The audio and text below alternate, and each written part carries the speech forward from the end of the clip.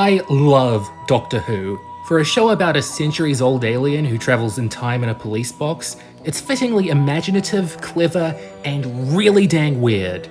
For most of its 59-year run, its most common forms of media have been live-action TV, books, and audio dramas. But it's always been a perfect fit for animation. It just took a very long time for the BBC to put enough pennies into a halfway good cartoon. There were a few webcasts in the early 2000s when the show was off the air, and many of the missing episodes from the 60s have been reanimated. But today, I wanted to review two adventures starring David Tennant as the 10th Doctor, made during his era, that never get brought up anymore. Could one of them have laid a fantastic groundwork for animated TARDIS adventures, or are they both terrible experiments? Welcome to the showdown! Today's combatants are The Infinite Quest from 2007, a 2D Flash animated serial about the Doctor and Martha Jones scouring the universe for a mysterious power called the Infinite, and Dreamland from 2009, a 3D computer animated adventure where the Doctor lands in Roswell mid-20th century, and I think you can guess where that leads him.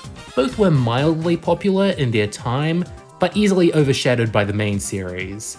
I assume that the main reason these were made in the first place is that little kids like animation, so these could help them get into Doctor Who. But Doctor Who is and always has been a show designed to appeal to virtually every age group. So no wonder they were steamrolled by the immensely popular David Tennant era episodes. I guess this is more of a question of which failed harder. The Infinite Quest was originally broadcast during the magazine show Totally Doctor Who in 13 parts from April to June 2007. They'd air 3.5-minute chunks of the story each week, similar to the old Danger Mouse serials, and you can tell they were following an old-fashioned format and why it was old-fashioned. 3.5 minutes isn't enough time to get immersed in a massive story like this. Plus, it was airing at the same time as Series 3 of the main show, which had some gripping cliffhangers which easily overshadowed it. At least it ended up broadcast and sold on DVD as a complete story afterwards. Not that it's any easier to rewatch after all this time.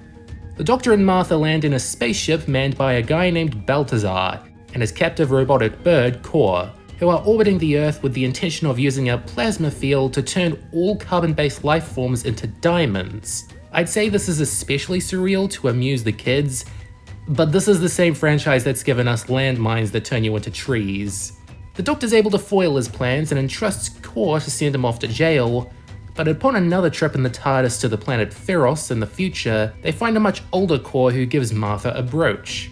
This has to be pretty early in the Doctor and Martha relationship because she hasn't learned rule 1 of adventure fiction. Never wear brooches, they're so tacky. But it gives them the proper incentive to start looking for data chips to locate the Infinite, a magical place in the universe where one's heart's desire is given to them. So it seems to be a rather bland MacGuffin quest going by this setup, and you'd be right. The most interesting parts of the story are really surface level, like all the planets they visit.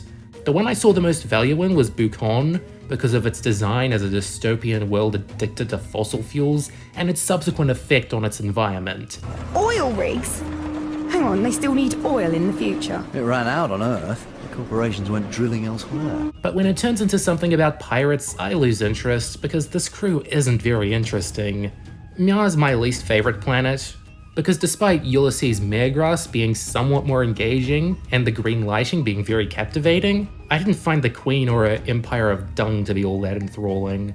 Last of all was Varagnok, an ice-cold planet with an underground prison that the Doctor's taken to due to his countless crimes, especially his overdue library books. I think the joke here is that they're glossing over the Doctor's involvement in the Time War, but it doesn't really land. But then surprise surprise, Balthazar comes back to reveal Core helped him escape from prison, and the brooch they gave Martha was a tracking device, and that he used her and the Doctor to find all the data chips for himself. Core ends up dying, but his son Squawk is quickly born and takes the Doctor to the Infinite, where Balthazar and Martha have travelled. In there, Martha meets the Doctor, but it turns out it isn't the real Doctor, just the Infinite projecting her heart's desire to trick her. If you were wondering if the Series 3 love triangle was shoehorned in, Oh, don't even try to find my heart's desire. here you go. Balthazar sees a bunch of money, but the Doctor blows the Infinite up with his sonic screwdriver, leaves in the TARDIS with Martha, and instructs Squawk to take Balthazar to Varaganok, because that plan worked so well last time. If you can tell, I didn't like this story at all. The leads were dumbed down to make it more cliched, but I'll be honest and say it was written with good animation in mind. Good animation. The character animation on the humanoids is very weak. I think if you want to make a Doctor Who cartoon, the characters should be more fluid and emotive to match their live-action counterparts. But this doesn't really do David Tennant or Freema Agyeman justice. Especially in Freema's case, since publicity photos of her must have been minimal while this was being animated.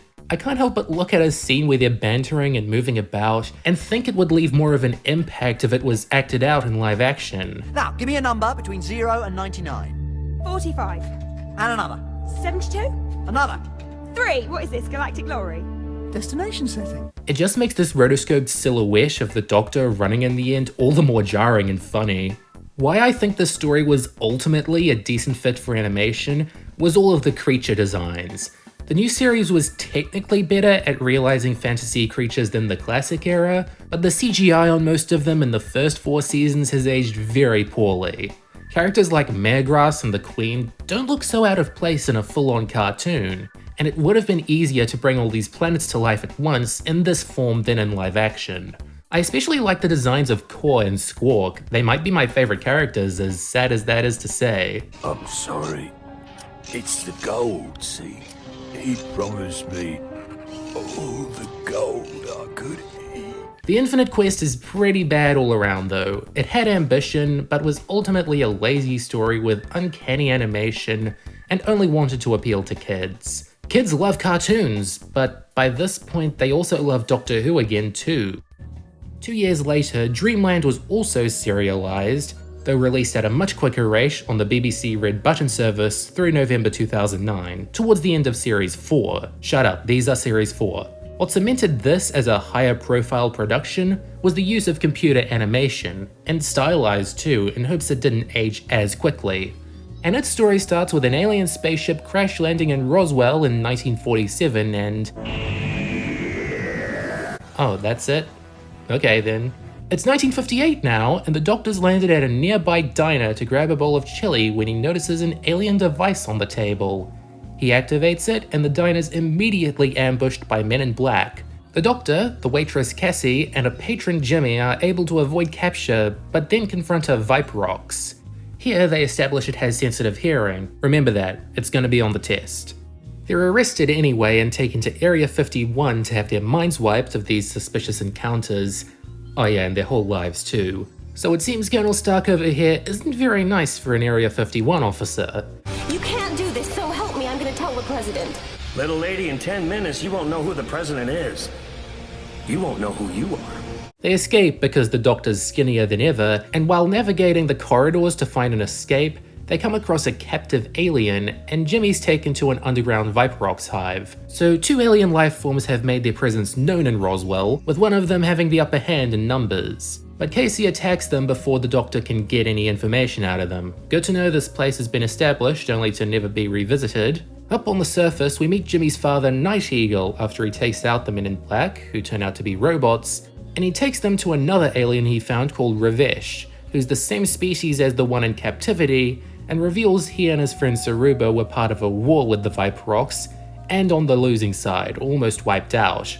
From here on out, the story focuses on escalating and resolving all these different dangling plot points, convincing the Colonel that the Viperox are using him, getting them off the planet, and reuniting Ravesh and Saruba, and it's all okay. Not the worst the show can offer, but as you can see, it isn't taking much advantage of the world of animation. Using 3D computer animation was a gamble that paid off, since it's easier to look at and makes Dreamland feel like a more 3-dimensional adventure.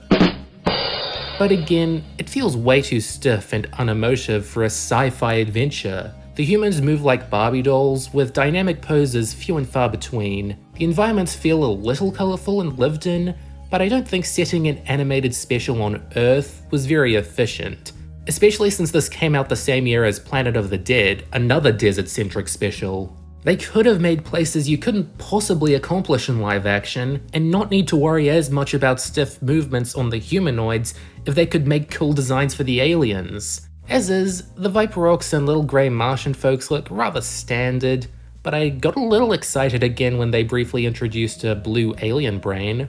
It isn't on screen for long, but it got my mind racing for the potential a Doctor Who cartoon could have, and that Dreamland doesn't accomplish. What was the computer animated series from this time frame? Back at the Barnyard?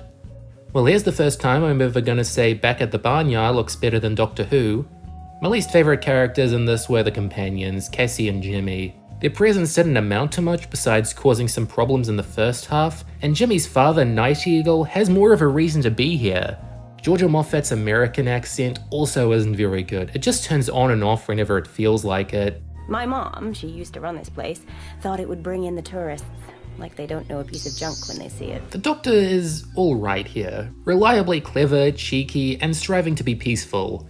David Tennant's given more room to crack some jokes, and he's clearly the heroic pacifist we've come to expect. And want. You just helped me save the world. For the first time in 900 years. Why does that feel like bad news? I was happy with the secondary villain, Colonel Stark, and his arc of learning to value peace over war. It's a little thing and isn't as much of a focus as I'm making it out to be, but it's there if you want some sort of growth in this story. The aliens from the species we never get the name of are fine for the roles they're given, victims we're meant to feel sorry for, but the Viperox were clearly designed to steal the show, and they don't. Their designs are a little creepy, but they aren't especially threatening or violent or comical or anything that can make a Doctor Who villain stick out from the crowd. I don't really mind Dreamland, but it's nothing I'm rushing to rewatch. The setup isn't the most original, and the animation wasn't pushed to its limits, but as a lightweight Doctor Who episode made as a bonus treat for the 10th Doctor's final year, it doesn't do anything seriously wrong.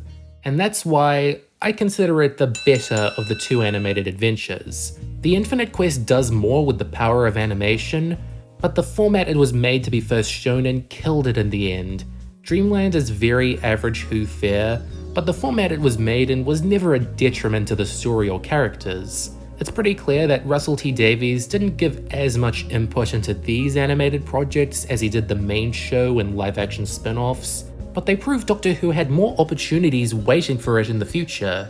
Unfortunately, its forays into animation have still been limited, but maybe someday I can get my dream Doctor Who cartoon with breathtaking animation and storytelling as fleshed out as the best the classic and new series have to offer. On this place's budget though, I'm gonna have to wait until the 38th Doctor before that's possible. Goodbye for now.